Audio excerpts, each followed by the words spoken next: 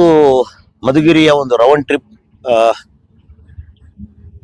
ಮಧುಗಿರಿ ಮುಗಿಸ್ಕೊಂಡು ಮಿಡಿಗೇಶಿಗೆ ಬಂದ್ವಿ. ಮಿಡಿಗೇಶಿ ಒಂದು ಓಎಂಡ್ಎಂನ ನೋಡೋಣ ಅಂತ ಬಂದ್ವಿ. ಓಕೆ, ಈ ಭಾಗದಲ್ಲೆಲ್ಲ ನೋಡ್ತಿದ್ರೆ ಆಫೀಸ್ಗಳೆಲ್ಲ ಒಂದಿಷ್ಟು ಸ್ವಚ್ಛತೆ ಕಾಪಾಡಿದ್ದಾರೆ. ಆದರೆ ಒಂದೇ ಒಂದು ಬೇಜಾರಾಯಿತು ನೋಡಿ, ಸುಮಾರು ಒಂದು 30-35 ವರ್ಷಗಳ ಇತಿಹಾಸ ಇರುವಂತಹ ಒಂದು ಪುರಾತನ ಟ್ರಾನ್ಸ್ಫಾರ್ಮರ್ ಇಲ್ಲಿದೆ ನೋಡಿ. ಇವತ್ತಿಗೂ ಏನೂ ಆಗಿಲ್ಲ. ಇದನ್ನ ಕರೆಕ್ಟಾಗಿ ಮೇಂಟೈನ್ ಮಾಡಿದ್ರೆ ಇನ್ನು 1000 ವರ್ಷಗಳು ಬಾಳಿಕೆ ಬರ್ಬೋದು. ಇದು ಅಂತ ಅದ್ಭುತವಾದ ಒಂದು ಟ್ರಾನ್ಸ್ಫಾರ್ಮರ್. ಅದರ ದೌರ್ಭಾಗ್ಯ ಇದ್ರ ಬುಷ್ಗಳೆಲ್ಲ ಬಿಚ್ಚಿದ್ದಾರೆ. ಒಂದಿಷ್ಟು ಎಕ್ವಿಪ್ಮೆಂಟ್ಸ್ ಇದ್ರಲ್ಲಿ ಆಯಿಲ್ ಎಲ್ಲ ಇರಕ್ ಚಾನ್ಸಸ್ ಇಲ್ಲ. ಟೆಕ್ನಾಲಜಿ ನೋಡಿದ್ರೆ ಹೊಸ ಟೆಕ್ನಾಲಜಿ ತರನೇ ಕಾಣಿಸ್ತಾ ಇದೆ. ಇವೆಲ್ಲ ನೋಡಿದಾಗ ಒಂದಿಷ್ಟು ಬೇಜಾರಾಗುತ್ತೆ. ಇಂಥ ವಸ್ತುಗಳನ್ನ ಆಕ್ಚುಲಿ ಸಂಬಂಧಪಟ್ಟಂತ ಅಧಿಕಾರಿಗಳು ಜಾಗೃತಿ ವಹಿಸಿ, ಇದು ನಮ್ಮ ಒಂದು ಪೂರ್ವಜರು ಕೊಟ್ಟಂತ ಕೊಡುಗೆ.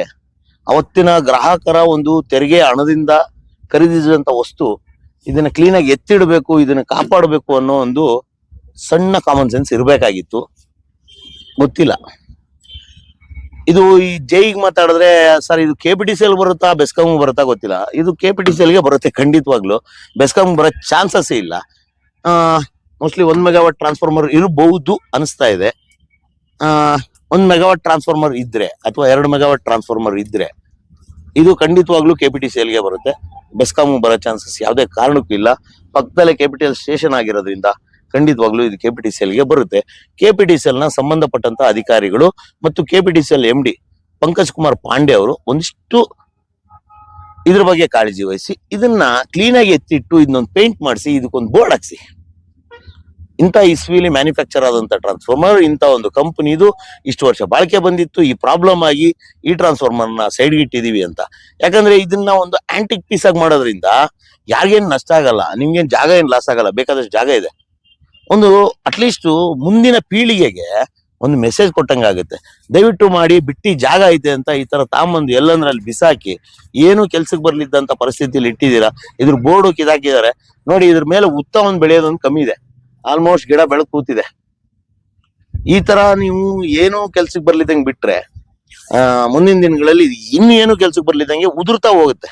ತುಕ್ಕಿಡಿತಾ ಉದುರ್ತಾ ಹೋಗುತ್ತೆ. ಆದಷ್ಟು ಬೇಗ ಒಂದು ಬದಲಾವಣೆ ತನ್ನಿ. ಬೆಸ್ಕಾಂ ಅಧಿಕಾರಿಗಳು ಸಹ ಇದ್ರ ಬಗ್ಗೆ ಒಂದಿಷ್ಟು ಕಾಳಜಿ ವಹಿಸಿ ಸಂಬಂಧಪಟ್ಟಂತ ಅಧಿಕಾರಿಗಳಿಗೆ ವಿಷಯ ಮುಟ್ಟಿಸಿ ಒಂದು ಪತ್ರ ಬರೀರಿ. ಸರ್ ಈ ತರ ಒಂದು ಟ್ರಾನ್ಸ್ಫಾರ್ಮರ್ ಇದೆ, ಆ ಟ್ರಾನ್ಸ್ಫಾರ್ಮರ್ನ ಸ್ಥಳಾಂತರಿಸಿ ಸರ್, ಅದಕ್ಕೊಂದು ಪೇಂಟಿಂಗ್ ಮಾಡಿಸಿ ಅದನ್ನೊಂದು ಕಾಪಾಡಿ ಅಂತ.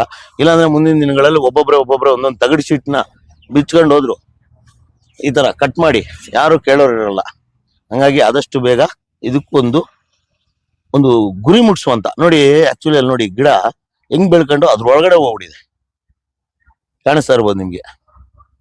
ಇನ್ನೊಂದ್ 2 ದಿನ ಹೋದ್ರೆ ಉತ್ತ ಬೆಳೆದ್ಬಿಟ್ಟು ಪೂರ್ತಿ ಕವರ್ ಮಾಡ್ಬಿಡುತ್ತೆ ಉತ್ತ. ಅಷ್ಟು ಬೇಗ ಬೆಳೆಯುತ್ತೆ. ಆದಷ್ಟು ಬೇಗ ಇದನ್ನೊಂದು ಸಮಸ್ಯೆನ ಬಗೆಹರಿಸಿ. ಸಮಸ್ಯೆ ಇಲ್ಲ, ಇದೊಂದು ಜವಾಬ್ದಾರಿ. ಈ ಜವಾಬ್ದಾರಿನ ನೀವೆಲ್ಲ ಅಧಿಕಾರಿಗಳು ತಗೋಬೇಕು. ಸಂಬಂಧಪಟ್ಟಂತವ್ರು ನಮ್ಮ ಬೆಸ್ಕಾಂ SC ತುಮಕೂರು SC ಅವರಾದಂತಹ ಸಂಬಂಧಪಟ್ಟಂತಹ ಬೆಸ್ಕಾಂ SC ನರಸಿಂಹಮೂರ್ತಿ ಅವರು ಇದರ ಬಗ್ಗೆ ಕಾಳಜಿ ವಹಿಸ್ಬೇಕು. ಒಂದು ಪತ್ರ ಬರೀರಿ KPTCL MD ಅವರಿಗೆ ಅಥವಾ ನಿಮ್ಗೆ ಸಂಬಂಧಿಸಿದಂತಹ ನಿಮ್ಮ SC ಗ್ರೇಡ್ ಇರುವಂತಹ ನಿಮ್ಮ KPTCL SC ಗ್ರೇಡ್ ಅವ್ರಿಗೆ ಲೆಟರ್ ಬರೆದು ಇದನ್ನು ಸಂರಕ್ಷಿಸಿ. ಓವರ್ ಆಲ್ ಆಗಿ ನಾವು ಪ್ರತಿ ಬಾರಿ ಹೇಳೋದು, line man safety is very important. ನಿಮ್ಮನ್ನು ನೀವು ಕಾಪಾಡ್ಕೊಳ್ಳಿ, ನಿಮ್ಮ ಕುಟುಂಬಗಳನ್ನ ಕಾಪಾಡಿ. ಅದಕ್ಕಿಂತ ಹೆಚ್ಚಾಗಿ ಏನಂದರೆ, ನಿಮಗೆ ಅನ್ನ ಕೊಡುವಂತಹ ಕಂಪನಿನ ದಯವಿಟ್ಟು ಕಾಪಾಡಿ.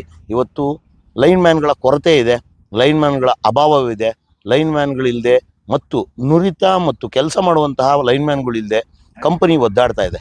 ಹಾಗಾಗಿ ಎಲ್ಲ ಪವರ್ ಮ್ಯಾನ್ಗಳು ನಿಮ್ಮ ಸೇಫ್ಟಿನ ಬಳಸಿ ಕೆಲಸ ಮಾಡಿ, ನಿಮ್ಮನ್ನು ರಕ್ಷಿಸ್ಕೊಂಡು ಕಂಪನಿ ಮತ್ತು ನಿಮ್ಮ ಕುಟುಂಬನ ರಕ್ಷಿಸಿ ಅಂತ ಹೇಳ್ತಾ ಈ ವಿಡಿಯೋನ ಇಲ್ಲಿಗೆ ಮುಗಿಸ್ತಾ ಇದ್ದೀನಿ. ಧನ್ಯವಾದಗಳು.